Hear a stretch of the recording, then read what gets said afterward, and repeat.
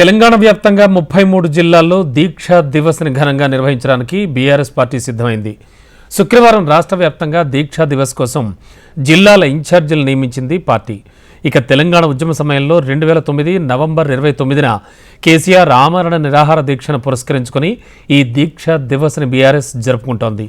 తెలంగాణ వచ్చుడో కేసీఆర్ చచ్చుడో అని చేపట్టిన దీక్ష సందర్భాన్ని ప్రజల్లోకి మళ్లీ తీసుకెళ్లాలని బీఆర్ఎస్ భావిస్తోంది.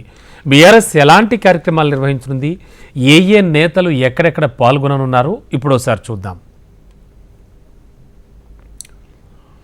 తెలంగాణ సెంటిమెంట్ను మళ్లీ తెరపైకి తెచ్చేలా బీఆర్ఎస్ కార్యక్రమాలు చేపడుతోంది. పార్టీ కేడర్లో జోష్ నింపేలా సమావేశాలు నిర్వహించనున్నారు. తెలంగాణ ఉద్యమ చరిత్ర, తెలంగాణ రాష్ట్ర ఏర్పాటులో కేసీఆర్ పాత్రను ప్రజలకు వివరించడానికి 15 నిమిషాల డాక్యుమెంటరీ సిద్ధం చేశారు. ఆ డాక్యుమెంటరీని అన్ని జిల్లా కేంద్రాల్లో ప్లే చేస్తారు.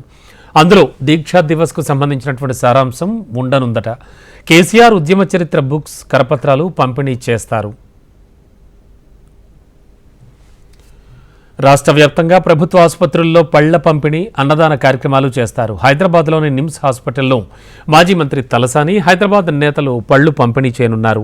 ఇక అధికారం కోల్పోయాక మొదటిసారి దీక్షా దివస్ను బీఆర్ఎస్ నిర్వహిస్తోంది. కరీంనగర్, సిరిసిల్లలో అయితే కేటీఆర్, సిద్దిపేటలో మాజీ మంత్రి హరీష్ రావు, తెలంగాణ భవన్లో జరిగే దీక్షా దివస్కు కవిత హాజరవుతారు.